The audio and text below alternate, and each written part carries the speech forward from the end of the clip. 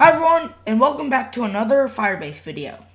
In this video, we're going to learn how to, after we've logged in, go to a screen where it tells you what user you are and say welcome back.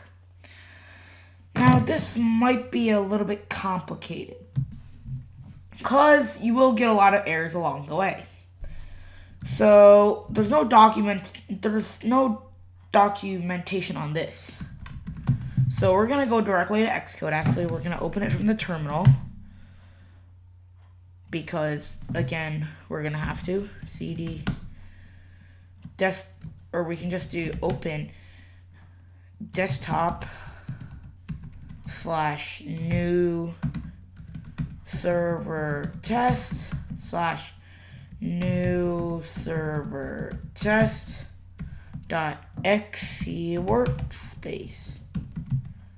And of course that will work because we specified the file path for that. So let's review what we did last time. In the last few videos, we added a few different sign-ins for different social media users. So we added Facebook, Google, Twitter. Yeah, that was it. So we added 3 social media providers. In this video, we're not focused on the social media. We're going to be focused here just on the normal login.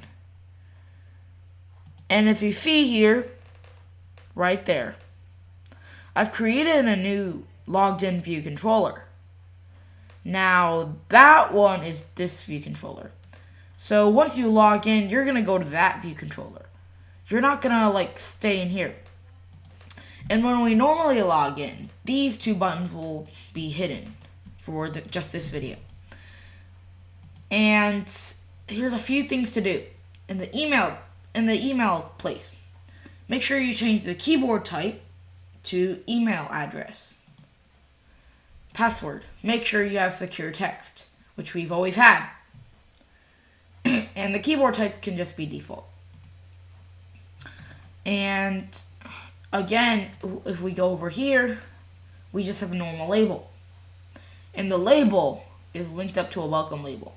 Now, if you forgot how to add the process of adding a new view controller, it's like this. Step 1, you add the view controller, right? You drag it from here onto the screen. Step 2, you go to File, New File. And you select iOS, Cocoa Touch class. You're going to click Next and name it something that you want. And keep the subclass, again, as UI View Controller. And yes, if you're going to choose your language, yes, you can, but we're always going to be using Swift. And then it's going to ask you where to save it. Now, I'm not going to create that because it's going to conflict with this file because it has the same name. And we didn't really have to install any new pods or anything like that, or any new frameworks. So that's a good thing. And as you see here, I've commented out everything that's unrelevant to what we want, like the sign-in, the Twitter stuff, the Google stuff right here, and everything else that's related to that. Well, we haven't commented at that place, but we don't really have to worry about this place because these functions aren't being used. Except for that one is, so I guess we'll just comment that out. And we've moved the name and text from the log IB action to just outside so that it can be used anywhere in the class. And we've also got here a segue. So when we press the button, it's going to execute a segue right here. And here it's preparing for it. Again, we're setting the destination, right, as logged in view controller, segue.destination. And here it's just making sure the identifier is actually defined, and then if the identifier is signed in. Then it's going to set the destination text. It's going to set it to welcome back name, which is literally the email we got. And also, just keep in mind, if you're going to put, because in logged in view controller, we have two variables, a text and a welcome label. Now, we're setting the text, because if you try to set the welcome label, it's an optional right here. As you see, all these IBA outlets are all optional. And if you try setting them, it's going to give you exe bad instruction. Now, I was literally trying to solve that problem for 2 hours.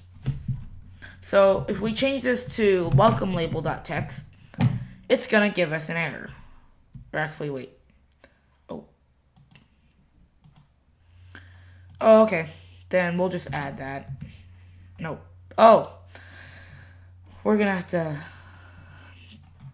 keep this. Because later we're still going to be including that. But we're also going to logged in view controller and commenting out that line for now.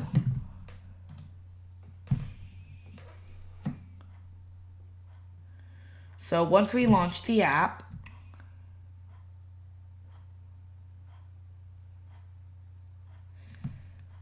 it's going to take us directly to that screen. And let's see what happens if we try to log in.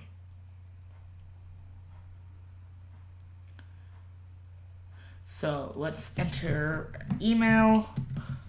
I'm going to just enter my example one. And just set a random password. It's going to give us this. Right there. It's going to give us an error because you can't set labels directly. You're going to have to link it up to some text. Now if I set it directly just to the text, then it's going to work. Wait, actually, because down here, we're going to have to uncomment out that line.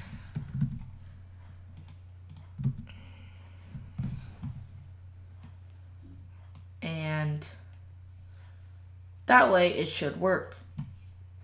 Now again, I'm going to be using DuckDuck. And just some random password that all of you will know. And again, it works. We've got this screen right here. It's going to say, welcome back, duckduck165@gmail.com. And it's basically saying, it's basically taking the current logged in user and setting it there. When we're actually right now, it's setting the name, what you entered when you're trying to register. In the future, since we're using Facebook, Google, and Twitter logins, we're gonna have to use something else. We're gonna have to use FIRAuth.auth.current user.email. And right now, that's going to give us some errors. But later, we're going to solve them. That way we can have both logins.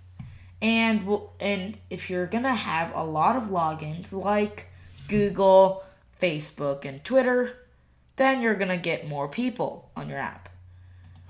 So let's just, again, change that.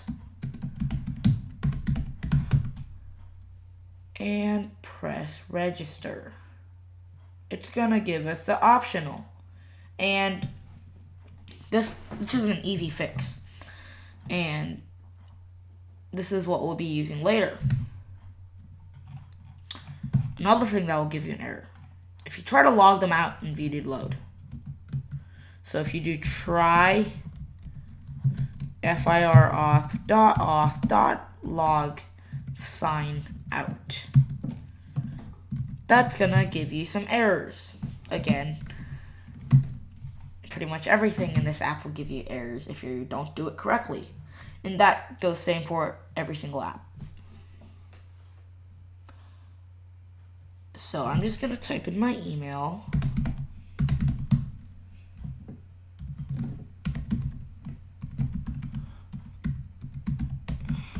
And my password and press register.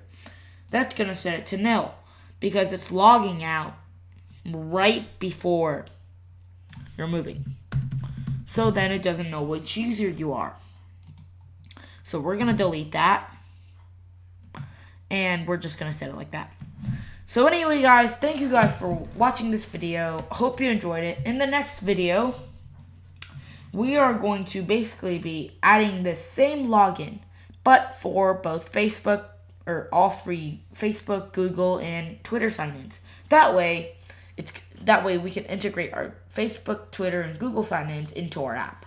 So, bye!